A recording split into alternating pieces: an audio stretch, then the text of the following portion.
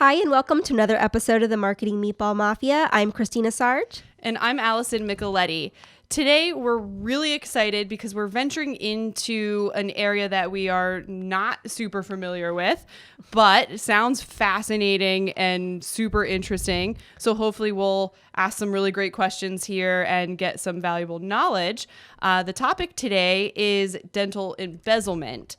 And I don't know about listeners or Christina, but when I hear words like dental embezzlement, forensic accountant, things along those lines, I have like this self-vision of like Horatio Caine, CSI, those kinds of kind of pictures in my head, and I have no idea if that is accurate or not. But I am hoping that we are going to find out a lot more about the fascinating world and quite frankly, unfortunate world of dental embezzlement today with our guest, David Harris. So, Allie, you say you're thinking of yourself as a TV personality and living out this life vicariously. When I was preparing for our guest today and I was reading about forensic accounting, all I could think of was my husband balancing our joint checking account and like doing the why so many, what are we getting so many times a week from Amazon, and who's Kendra Scott and why are we giving her money? And I just like, it's worth it. If I know your husband, that's probably pretty accurate. Yeah. So I was like, this, David cannot become friends with my husband. Sorry, David. But otherwise, I think that I would be put on stricter regulations with the joint checking. I'm sure. Yes. So we're really excited that David Harris is with us from Prosperident. And, like Allie said, forensic accounting isn't normally something that we indulge in as far as dental marketers, but he is a licensed private investigator, CPA, owner and author of the world's largest, or CEO of the world's largest firm investigating financial crimes committed against dentists. So, David, thanks for joining us. And we're loving to hear more about your background and what brought you to this fabulous world of dentistry. Well, thank you. It's great to be here. Forensic accounting is all those sexy things that you think it is. The reality is it's diving deep into normally practice management software and looking for the clues for theft that are buried there. So it's got its moments of excitement, and I will say sometimes it's got a pretty good dose of tedium as well. I can imagine working within practice management softwares and numbers, right? Like kind of all day looking for disparities or errors. Looking for needles sometimes in a pretty big haystack. Perfect. And my team are incredible at having a nose for what doesn't feel right, and then being able to go and substantiate it. That's great. That's great. It's a lot of work. To answer your question about how I got here, what I'd like to say is, I had this business plan and I researched it, and I had this big vision about a business that works only for dentists and investigates for them. The reality is a little bit different. I ended up in this world completely by accident, and I'm very happy about how it worked out. But let me tell you about how the lack of planning started. And we're going back a little ways to 1989. And in 1989, I had been working for a bank. I was an investigator for the bank. One day I got frustrated and quit.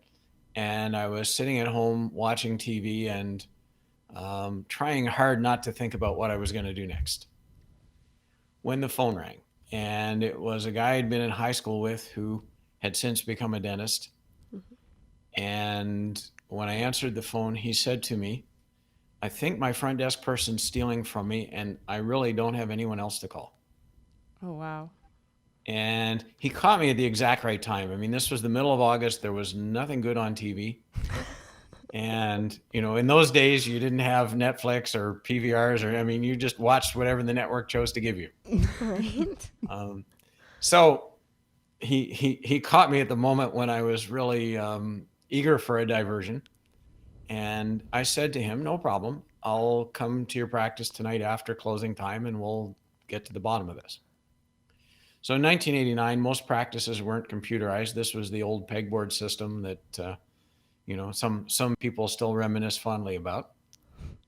And in auditing in pegboard is probably a whole lot easier than it is in most computerized systems. So within a couple of hours, I had a pretty clear picture of what was going on. I also found this woman's cheat book. Oh, wow. So a lot of embezzlers need to write down what they're doing so that in the practice accounts, they can separate truth from their created fiction. And I went through her desk drawers and I found her book, and it all unfolded pretty quickly after that. And in those days, the cheat book actually was a notepad of some type. I mean, now it's probably more commonly an Excel spreadsheet. Wow. That's fascinating. Okay. So my friend brought me back in the next morning to help him fire this woman because he didn't want to face that alone. So I did that. And I walked away from that with a promise from him to buy me dinner that I've never collected on. And I thought that was all kind of interesting, but I didn't really see a career for myself. So I went back to doing nothing. And 2 weeks later, I had an appointment at my own dentist's office for a filling. And imagine what went through my mind when I had my hand on his front door and I was about to go in. And I looked through the glass panel in the door, and sitting at his front desk was the same woman I helped fire at the other office 2 weeks ago. No. That isn't quite what I said. My goodness. Oh, Didn't say that either. What I said wouldn't be repeated in polite company. yeah. I sprinted to a payphone because in those days a cell phone was kind of the size of a briefcase and you didn't want to carry one around. And I called the practice and I used a little bit of a pretext to get through to the doctor and got him on the phone and explained to him about the bag of tricks that he had at his front desk. Mm-hmm. And he asked me in a panicked voice what he should do next. And about halfway into my second sentence, I had a job. Wow. And that's how I got started. So we've heard quite a few stories in our day. We work with dentists all the time, obviously from a different perspective, but we hear stories all day. And this has, wow. Like I don't have any other words than like serendipitous moment, like right place, right time, twice in a row. Yeah. That's really a really cool story. Yeah, as I say, no plan, no marketing materials, nothing. When my dentist asked me, like, how much do you charge for this? I had no idea what to say. I don't know. And by the time I finished his work, the local rep from one of the dental supply companies realized what I was doing, and he had a couple of clients who needed stuff, and suddenly I was in business. Wow, that's awesome. Wow. So did your background in banking, I'm assuming, kind of give you some of the skills and knowledge to find these things? I got most of it before that. Okay. I was I think to call me a troubled teen wouldn't be much of an exaggeration, and I was in my teenage years having fairly frequent contact with the legal system. Fair enough. I used to have some skill at breaking into houses. In fact, my neighbors will still call me if they lock themselves out of their house and they'll come knock on my door and say, "Can you get me in?"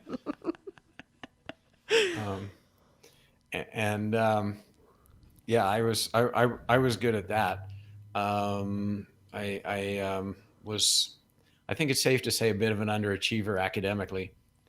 The phone call from the high school to my parents came one day saying maybe it's time that David and us stop wasting each other's time. Oh, wow. Ended up joining the Army because it sounded a lot better than jail. And the Army gave me my dream job. I spent some time breaking into military installations as a way of improving the security. Oh, that's awesome. That's so cool. Which was kind of the round peg in the round hole, but it was also where I started to look at kind of comparative thought processes. Mm-hmm. What made me good at that job in the military was realizing how predictable military people were. I had no idea. Well, like they like to do things on a schedule. So, at the main gate of a military base, I mean, the guards will change at 8, 4, and midnight. And when you know that, you can do things based on that knowledge. And what I've said to many dental audiences is that the bad news for you folks is that next to military people, the second most predictable group I've ever met have DMD or DDS after their name. Sure. And again, it's that predictability that gives thieves a huge advantage. So it was really the military where I started polishing my understanding of how criminals think versus how everybody else thinks. And the work I did at the bank maybe added to that a little bit, and certainly I gained some knowledge of how the financial system works. But Yeah. no, the basic thought process that I use a lot was formed a lot before I ever worked for a bank. Sure. Well, it's kind of reminding me, I'm trying to think of the movie. I think it was Catch Me If You Can. Are you familiar with that one? Very. So that's a story about a guy named Frank Abagnale. Now he was played in the movie by Leo DiCaprio. Yes. And Frank Abagnale was, he was a forger predominantly. And his book, the movie is great. The book is even better, and it's required reading for everybody who works at my company. Oh, awesome. Well, I just was reminding me of that special skill set that you have and Frank had that then made them an asset later in life to other companies. Now, to be clear, he was an elite criminal, and I was I was very amateurish in comparison. And some of the stuff he pulled off, I just never could ever make happen. But the concept of taking skills that are really there for bad purposes and using them for good ones, I buy into that wholeheartedly. Absolutely. And from your wall behind you, it certainly looks like your life has taken a much different turn following the Army. Well, the Army was kind enough to educate me, and I left military service with a graduate degree and most of the way towards my CPA. The military is big on learning, and that all worked out well. Great. Awesome. Well, I know that, 'tis the time of year that a lot of people are thinking about their CPAs and accounting, and that's not necessarily something that lights our souls on fire. In fact, maybe it just gives me heartburn when I think about numbers in that way. But can you share with us, it sounds like it was like a act of fate that got you to the dentistry world, and sounds like you may be able to also help any practitioner that's in a private practice. Really, what areas are they most at risk in their office as far as opportunities for embezzlement? There are lots of ways to steal, and it can be anything from stealing dental supplies and selling them on eBay, which yes, it happens. To somebody having a sophisticated scheme that involves diversion of money coming in from patients or insurance companies. Mm-hmm. Predominantly it happens in two ways. One way that I call expense side theft involves getting the practice to pay out something that it's not supposed to. So tampering with payroll would be an example of an expense side theft. The other way to do it is called skimming or revenue side theft, and that means taking money that's coming into the practice from patients or insurance companies. Between those two, skimming is by far the dominant way to steal. The expense side stuff takes a lot of work and a lot of planning. And while people are doing that, patients are coming into the practice and putting $20 bills or checks or credit card payments into the practice, and the temptation to steal those is pretty strong for somebody who's already decided to be a thief. Right. So most stealing happens on the revenue side. If you want some numbers about probabilities, and we have to attach a huge grain of salt to these. The published statistics say that about 60% of dentists will be embezzled at some point in their careers. That is And high. it's high, but it's understated. The real number is probably about 80%. And a couple of things happen, Ali. First of all, there's some embezzlement that just never gets detected. So that doesn't find its way into the statistics. And then there's also some embezzlement that gets found, and for various reasons, the practice owner just kind of sweeps it under the nearest rug and doesn't tell anybody about it. And those embezzlements also don't get into the statistics. So the 60% is based on what's discovered and then reported. Oh, wow. And there's some amount that's outside of that package, and we just can't quantify it. Yeah. Yeah, well, that's a great point. I appreciate that perspective, because you throw out 60 and it's like, oh, that's high, but it's not the whole story by any means, and that's really unfortunate. That's really, if you're estimating that it's closer to 80% of dentists will be embezzled from at some point in time. That is astronomically scary. Yeah, David, I think calling this an epidemic is not an exaggeration. Yeah, I would. Yeah, that fair statement for sure. I think the temptation is definitely there, and people that are in certain maybe life situations outside of work. There's probably a menagerie of reasons why people are motivated to be dishonest. But I know Ali and I, when we're working with doctors and we're tracking key performance indicators, and sometimes they're not adding up. This may be a reason, maybe something we need to bring up to them. Like maybe there's a reason that your numbers aren't adding up correctly. Let me, I'm not saying anything's happening, but let me introduce you to our friend David, see if he can help you, because I'm not a CPA, he is.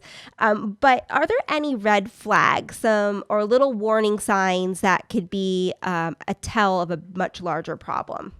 Definitely. I mean, the best one is that your $45,000 a year receptionist shows up in her new BMW,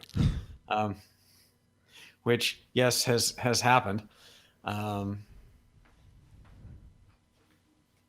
There are lots of warning signs. I'd suggest to your audience that they probably fall into two categories, and one category would be financial indicators of embezzlement. And an example of that would be that your practice management software doesn't balance to your bank deposit. Okay, that's kind of one of the classic signs. However, it's relatively easy to fool practice management software into saying what you want it to say, which might be different than what really happens. So if those two do balance to each other, the only thing it means is that the thief can add. It doesn't at all mean that no embezzlement is happening. There are also behavioral signs, and my encouragement to the audience is that's the most productive place to look. And let me give you some examples of behavioral signs of embezzlement. The first thing is that thieves like to do their dirty work alone. So they will come in before everybody else does, or they'll stay in the practice late to, quote, clean up on some stuff, or they'll sneak in the practice on a weekend. But they want some time when the phone's not ringing and they don't have patients around and they don't have the doctor kind of barreling through the practice to do their dirty work. It takes concentration, and of course they don't really want oversight when they're doing it. Sure. Well, I think that can also often be maybe misconstrued as an outstanding employee who always there early, staying late, coming in, working the grind, doing the good job, and could be a sign of quite the opposite. I've had to explain to a lot of dentists, Ali, that superficially working for you and working against you look very similar. That's a good point. But you're right. Thieves can masquerade as the super employees. Yeah. We just recently had a case, and the victim, who was a female dentist, said to me about the embezzler, I really hope I'm wrong about this, because if she's not stealing from me, she is the best employee I've ever had, bar none. Unfortunately, she was stealing. But yeah, they can be the hyper organized, take charge kind of person, and they always want more responsibility, because from a thief's perspective, with responsibility comes opportunity. And their favorite words in a lot of cases are, "Don't worry about that doctor, or I'll take care of that doctor." And let's be candid here. Most dentists did not choose that career because they had this unquenchable desire to be a business owner. Right. You sure got that right, for sure. For almost every dentist I've ever met, that's kind of the unwanted stepchild in the marriage they have with dentistry. And they struggle with the difference between delegation and abdication. Sure. Delegation being, I'm giving you this job to do, but you have some accountability back to me. Right. And abdication being, I'm giving this to you and I don't want to ever hear about it again. Just take it. I don't want to. Yeah. They really struggle with that. So comes in early, stays late is certainly a symptom. Thieves tend to be control freaks. They will be responsibility seekers. They will not like to delegate. Very territorial about their job duties, and it'll often even extend to their workspace and their computer. This is the person in the practice who will get really upset if somebody else comes in and sits at their desk or touches their stuff. And it's a possessiveness. It's wanting to hold on to duties. And of course, the corollary of that is they don't want to cross-train people to do their job either. Right. Because cross-training creates the potential for some kind of redistribution of duties, and they really don't want that. Right. So that's another manifestation. These folks will be resistant to change, and I know, as people who work with dentists and their staff, you encounter resistance to change all the time. And a little bit of it, I think, is in every one of us.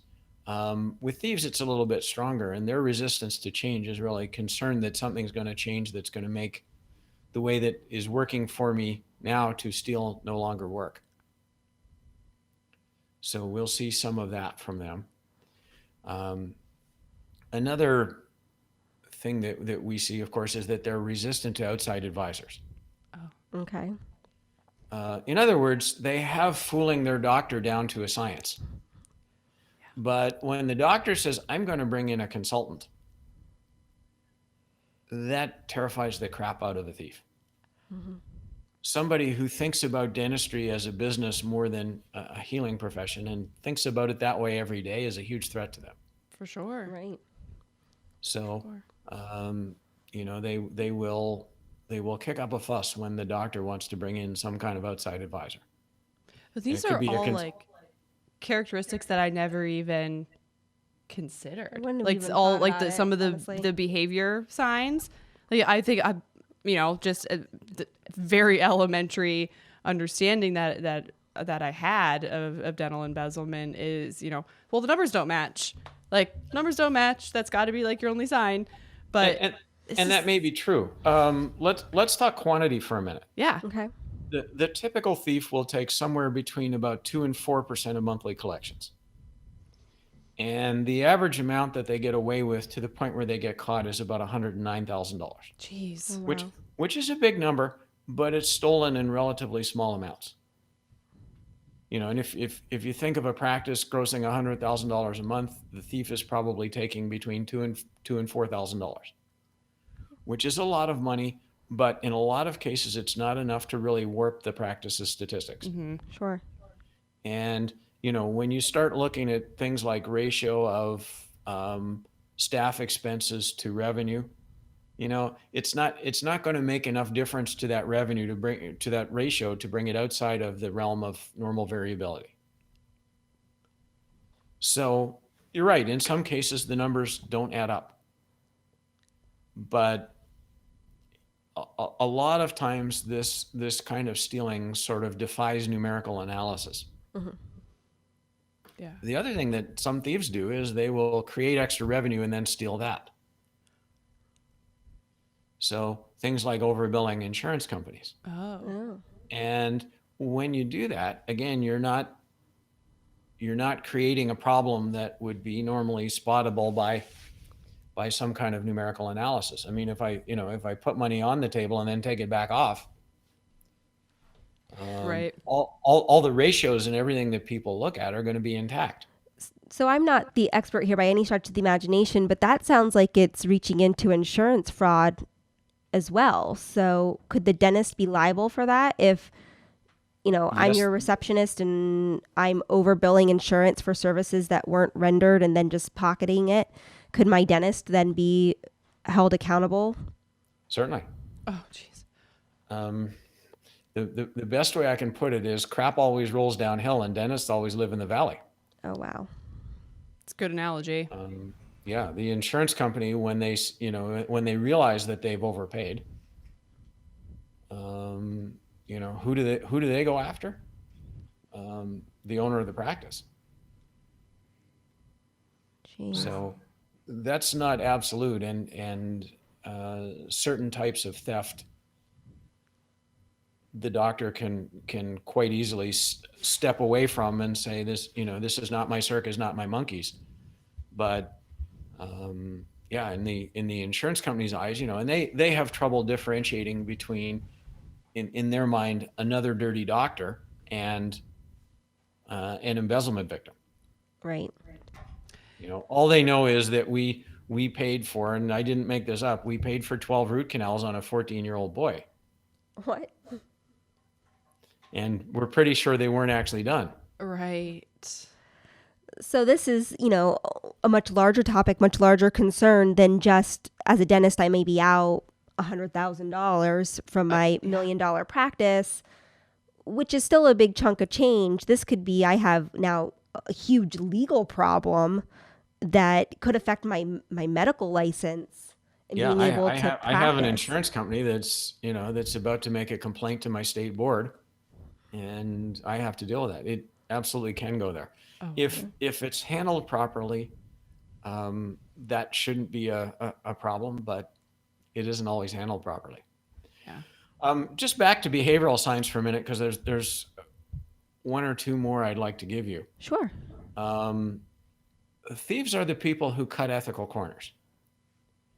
And I'll give you an example. You're walking down the street and you see somebody 50 feet in front of you and their wallet falls out of their pocket and falls on the ground. What most people would do, what you and I would do, is without really thinking about it, we'd bend down, pick up the wallet, and give it back to the person who lost it. The thief may do that too, but before they do, there are a couple of things that run through their mind. I wonder if anybody else saw this wallet fall out of the person's pocket. I wonder how much money's in the wallet. The ultimate behavior may be the same, but the way they get there is a little bit different. And I'll throw one more out. As a rule, honest people don't have to reinforce that they're being honest. They just take as a given that they're honest and everybody else is honest. When somebody makes what I call a conspicuous display of honesty, that's a sign of caution. And I was involved in a deposition of a suspect a little while ago. And so basically what's happening is a lawyer is asking her questions. I'm sort of writing out questions and handing them to the lawyer, and the lawyer is asking them. So this went on for about an hour and a half. And in that hour and a half, she must have said a dozen times the words, "I swear to God." Oh. Whatever came out of her mouth right after she invoked the deity was a big whopping lie every time.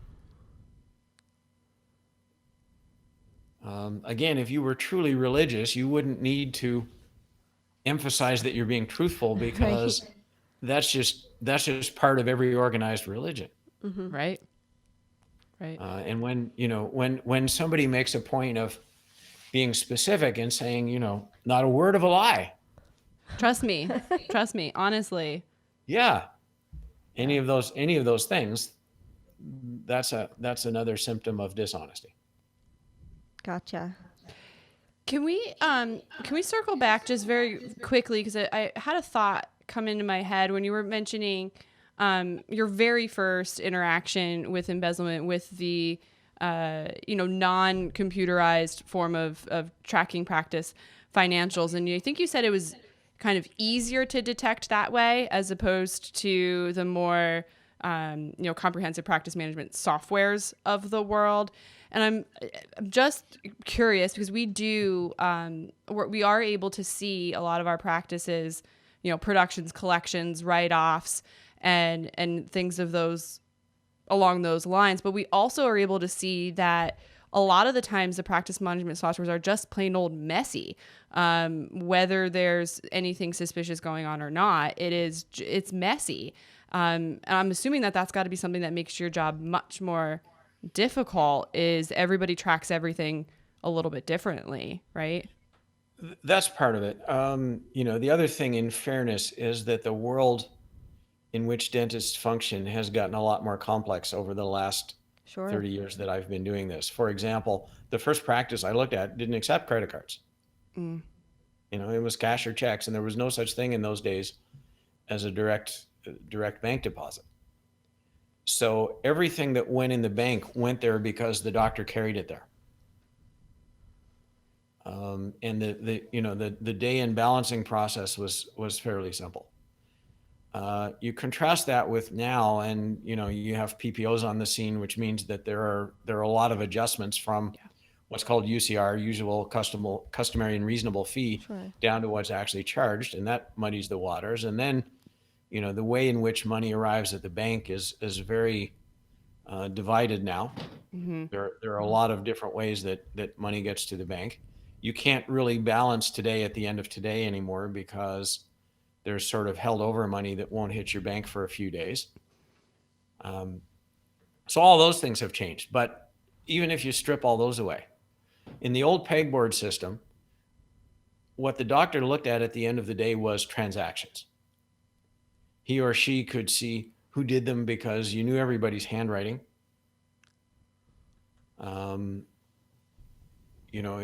If things were changed, it was usually pretty visible. And it was all relatively simple, as opposed to now. And what people look at now instead are reports. Mm-hmm. And by their nature, reports are abstractions. Yep, sure. So they're aggregations or compilations, whichever way you want to look at it, of individual transactions. But people have stopped looking at individual transactions in the same way. The other thing I'll say is that most dentists are not nearly as conversant in their practice management software as they should be. Oh, 100%. I'm sure that you're the choir in this sermon. But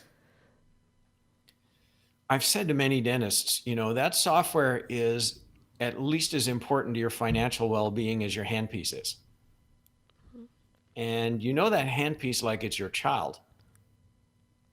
But practice management software to you is like some foreign language. Mm-hmm.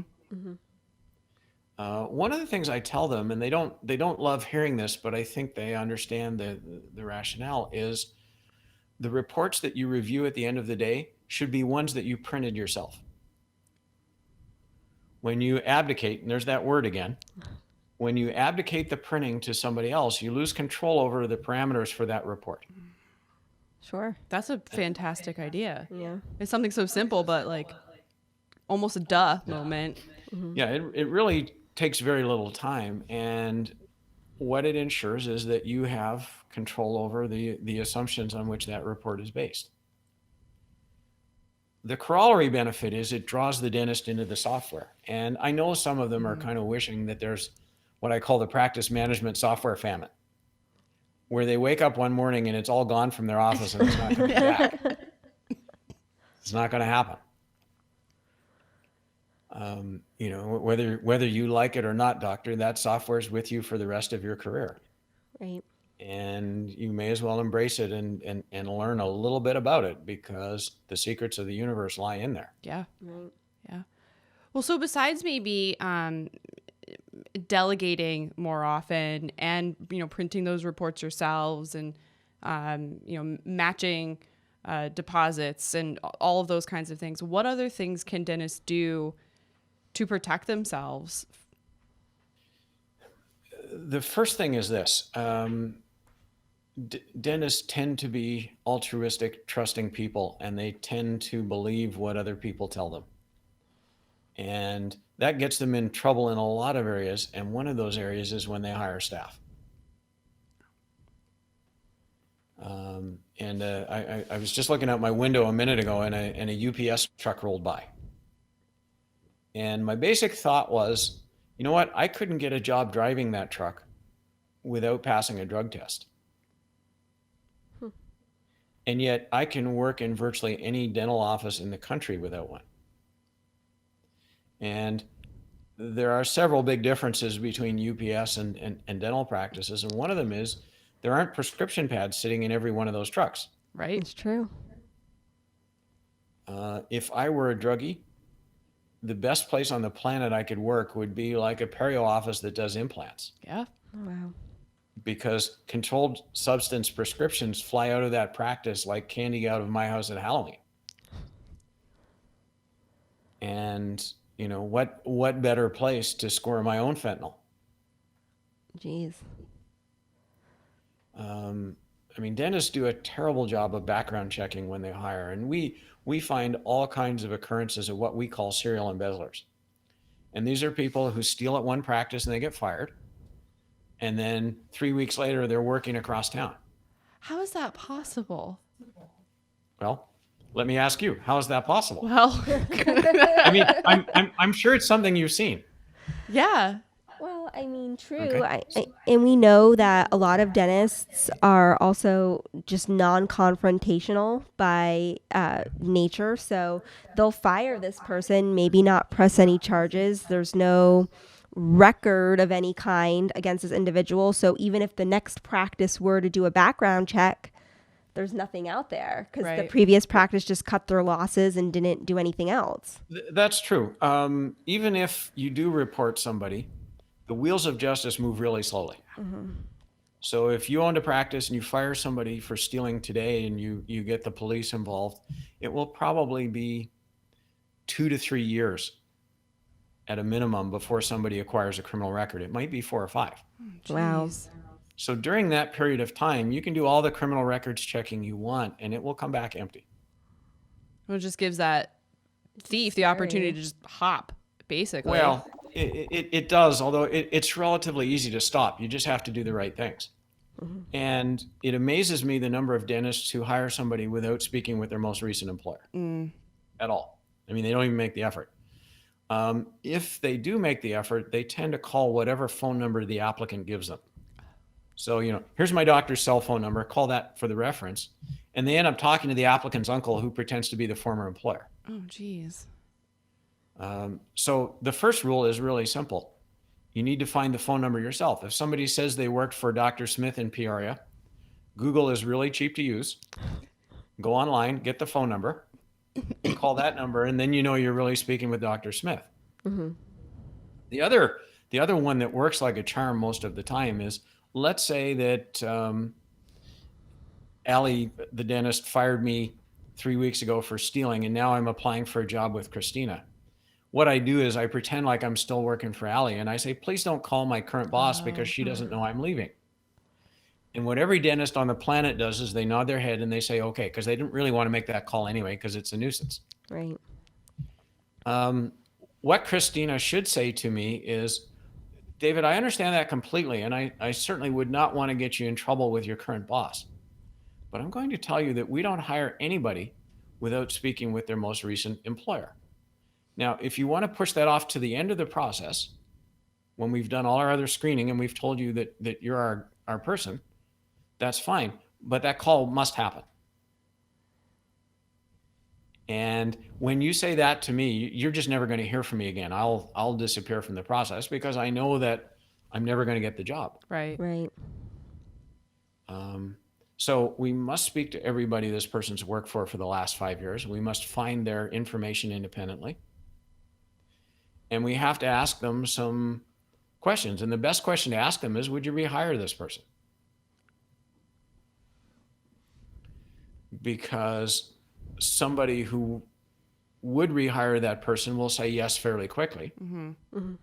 Somebody who will not will either think about it for a minute or say hell no, or something in between. But they'll certainly give the impression that there was trouble. So if they hesitate, there's a problem. What I tell people, Christina, is that anything other than yes means no. Okay. Anything other than an emphatic yes means no. That makes That's sense. a great point. I mean, be careful when hiring in the first place. Right. Is kind of step one. I mean, because even the dentist that got rid of them might be concerned for themselves and think, well, if I say anything but yes, even reluctantly, maybe I'll get in trouble. So it's not that hard to differentiate that reluctant yes from I'm sure. from an emphatic yes. And the other thing is that you're in a good position to assess whether that yes is credible. So you're talking to somebody who's in the same town as you, who this person used to work for, and you ask them, would you rehire this person? And the answer is yes. Well, why didn't you? I mean, why are they applying to me? They already work for you. If they're looking for a job and you're prepared to hire them, why aren't they at your door? That's also a great point that Right. I'm sure doesn't get asked Right. all that often. I'm sure on occasion there's an explanation, like my daughter moved But my back home and question, she when needs a job. When somebody says yes, and it's a realistic scenario. I mean, it's different if you're talking to somebody in Salt Lake City and you live in Boston. Sure. And the person's applying in Boston. But if they're down the street, then the next question I would ask the dentist is, okay, so why haven't you? Yeah. And see how quickly you get the ums and the ahs and the searching for the right words. Yeah. Sure. So hiring is one area where there's a whole lot of room for improvement. And as I say, most dentists do a terrible job at it. And they don't look at some things that they need to. And another thing I tell dentists is, in year 2020, I'm not hiring anybody without looking at their social media a little bit first. Sure. Are they bashing their current employer? Because if they are, I'm going to be next. Are they posting on social media during work hours? Because that makes them a time thief. Right. High risk lifestyle. The person who says, because some people will say darn near anything on social networking, got pretty drunk Friday night, not sure how I got home. I don't really want that person in my organization. Yeah, no, Right. probably not.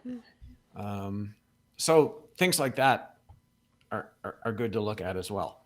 Looking beyond hiring, the single most important thing that a dentist can do is every month, and this needs to be done either by the practice owner personally or a spouse if the spouse is prepared to go along with this, or if not, some outside party like a bookkeeper or an accountant.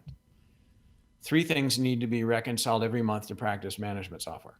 The bank account, what's called the merchant account, which is used to process incoming credit card payments. And if the practice works with somebody in the patient financing world like Care Credit or Lending Club, they need to reconcile their statement against the practice management software. Certainly. And it's no good whatsoever to let a staff member do this. It has to be doctor, spouse, or external. And those 3 need to happen. Stealing can still happen if those 3 reconcile. But it takes away the most obvious avenue. If a thief realizes that there's no good reconciliation being done in the practice, or it's not being supervised, then I can steal and I don't really need to even try to hide it. I can just take money out of the deposit. That makes sense. Yeah. Sorry. Oh, Allie's got a little bit of cold. I'm trying to hold that in forever. I'm sorry I choked you up in that way. I'm just so emotional. Usually I just make people cry and weep. The coughing thing's a whole new one for me. But Oh my gosh. Well, I mean, this certainly would. I mean, I have some heartburn already for our dentists. Yeah, I mean, as it's- business oh my owners and gosh. entrepreneurs, and we know that we've been told many times that they maybe get 1 or 2 classes in their whole entire educational career on how to run their practice. So this, if anything, would be a top priority as far as motivation for hiring a practice management consultant or a CPA that is going to be my impartial third party that is the checks and balances for the business. Yeah, well, that's where my brain was at too. Is there's a lot of discussion of, we teach these guys all of the skills that they need to know to perform fantastic dentistry, and there is bring a the money in. big missing chunk here that we're just Gotta lock sending it them back to out them. and own a business, go ahead, and bad things can happen. Really bad things can happen, as you've shared.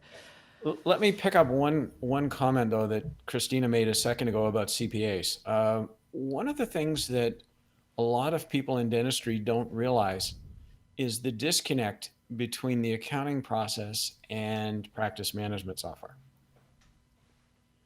Most CPAs, when they do their work for a dentist, don't even look at the practice management software. It's not required to do their job. There are 2 ways to do accounting in the world. One is called accrual-based accounting, and accrual measures the earning process. So under accrual accounting, when I bill a patient, even if they haven't paid yet, I've earned the money. Sure. What almost every dentist in the United States uses is the other kind of accounting, which is called cash-based accounting. And the reason they do is because the IRS allows this, and it's a little bit simpler, and under certain circumstances, it might make your income a little bit lower for tax purposes. But they use cash-based accounting, and when somebody's using cash-based accounting, the accountants can do all their work from the bank statements. Gotcha. And they don't really need to touch the practice management software. Huh. Or look at things like the amount of receivables that the doctor has and whether it's a reasonable number or not. Some accountants do that, but it's not really required in their job. And the amount of embezzlement in dental practices found by the accounting profession is really low. Well, if all they're looking at are, the statements and everything seems good, then why Right. would they? That's a fantastic point. Under cash-based accounting, the time when income is when it's deposited to the bank. When you get Sure. it, yeah. So It doesn't have anything to do with the practice management software. Sure. So I think that most people could agree after today's conversation that it's a smart idea to hire somebody like yourself or another CPA with a similar skill set to help them manage the financials of the practice. What questions should they be asking someone they're considering hiring, as far as like if they were looking for a CPA, they said, I want to have that impartial set of eyes on my practice, that third party to help me manage my business. Since you're saying that all CPAs aren't created equal, what questions should they be asking? They're certainly not. And let's not misrepresent what I do. I have a CPA designation. I don't practice accounting. Okay. And if a dentist calls me and wants me to do their financial statements or their year ends or something like that, I don't help with that. Got it. My company and the vast majority of our team, we have 25 people in total, are not CPAs. They come from a dental background. About 40% of our investigators used to be dentists. And the rest come from practice management software training or consulting or office management. So I'm not in the CPA world. I have the designation, but I don't do what you'd think of as CPA work. Okay. But to answer your question, I will give your audience one very simple piece of advice. They should find a CPA who specializes in dentistry. There's a big difference in the insight that a dental specific CPA can give versus one who also does the gas station down the street and the local drugstore and the car dealership. There's a real benefit to understanding the business, having a feel for what the numbers should look like. And that extends a lot beyond the ability to find embezzlement. And most most CPAs in practice don't have the skill set that would be needed to find embezzlement in a dental practice, and that's why I don't hire them. Sure. A knowledge of clinical dentistry is much more valuable than accounting training for this. And I mentioned the 14-year-old who had the 12 root canals. I mean, that Right, wouldn't strike most CPAs necessarily as being impossible. But anybody who's a dental assistant or a hygienist or a dentist says, there's no possible way. I mean, there's no 14-year-old who needs wall-to-wall endo. Right. That makes sense. So, but dental specific knowledge is pretty valuable in a lot of other ways. Gotcha. And the dentist who can say knowledgeably to the practice owner, you know what, your staff expenses seem a little bit high. Let's dig in a little bit and find out why. It's pretty valuable. Yeah. And somebody who deals with 100 other businesses and also has 3 dentists as clients probably is not going to have that kind of insight. Mm-hmm. Sure. So we talked a little bit about some signs, some tells, like behaviorally, or things you could be noticing by running your own reports.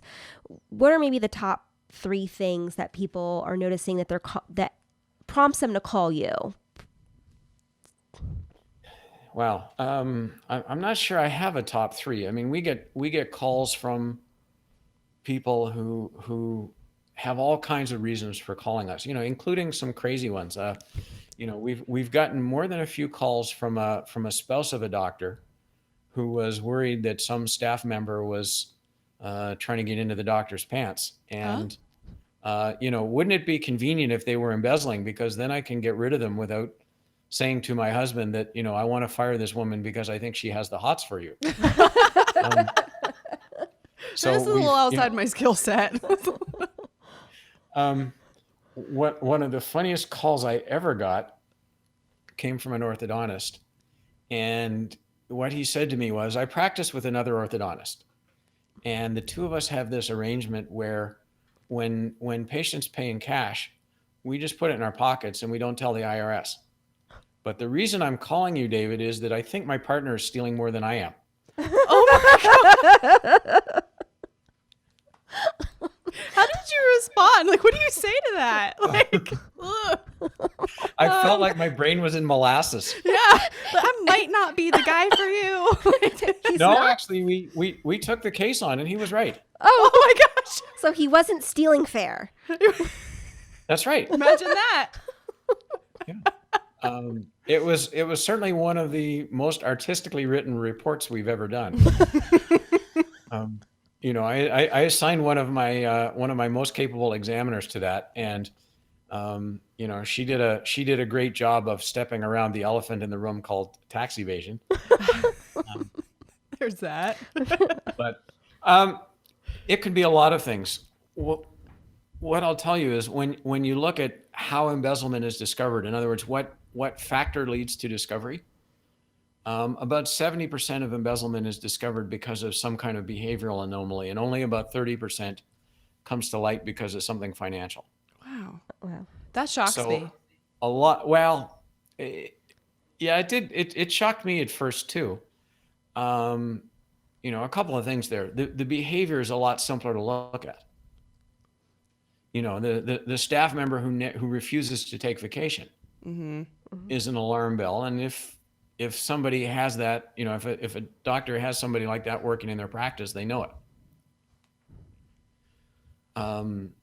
Whereas some of the fancy stuff that people play in practice management software takes an amount of skill that very few practice owners would have to find. Sure. So behavior is easier for dentists to grasp and apply. And most thieves will give off some kind of aura of stealing. So it tends to be pretty reliable. We have a whole questionnaire that a doctor can take, and the questionnaire will really assess how much people are in the practice are acting like they're stealing. Oh, where can we find that? Well, I'm going to make your audience an offer. Oh, okay. Perfect. it's something that we normally sell on our website for $139, I believe. But what I was going to suggest was for a limited time, and I would say to the end of June of 2020. Anybody in your audience can access it just by emailing us and saying that they listen to your podcast, Oh, that would be awesome. and we'll give it to them at no charge. Thank you. That's really great. Very, very generous of you. It's awesome. And then so they take this questionnaire and maybe they have a lot of aha moments. What's the next step? Well, call somebody. Cool. And investigation of this kind of stuff is not a job for amateurs. Sure. I remember the call I got, and we're going back about a decade now. This was a dentist who called me with some concerns, and we talked for about 20 minutes. And, at the end of 20 minutes, I was pretty convinced that his concerns were justified and that something was going on in his practice. And I told him that. Mm-hmm. And his basic thought process, I think, was, well, if I conquered dental school, I should be able to figure this out. So he did the do-it-yourself investigation.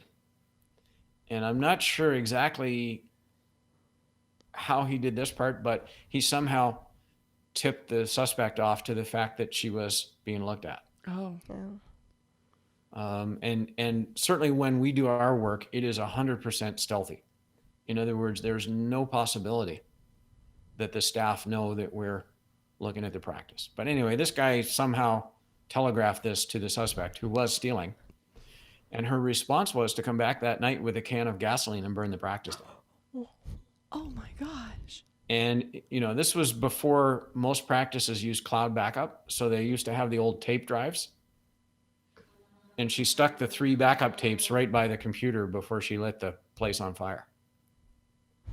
So the practice records were 100% destroyed. Did they catch her for all of this stuff eventually? Well, they nailed her for arson, but it didn't. Okay. I mean, she was caught on she was caught going into the practice with a suspicious looking can on the video camera of the drugstore across the street. Oh man. So she went to jail for arson, but think about the position the dentist was left in. Yeah. Right. Yeah. He had put an ad in the paper saying our records were destroyed in a fire. If you're a patient of the practice, please contact us. Wow. I mean, they lost their patient list, and they had paper charts, and they were, basically a big pile of ashes at the end, and not wanting to spend $6,000 or $7,000 with us probably cost him $400,000. Oh yeah. Or more. And Oh my lost goodness. business and whatever. Yeah. Well worth the investment to do this correctly, especially when you're dealing with something. I mean, it's complicated stuff, and it takes a trained eye, and it takes, I'm sure, experts in handling it and doing it and looking at the right things and protecting them from preserving the chain of evidence, and not sort of trampling in the garden while you're trying to plant it. It does, and.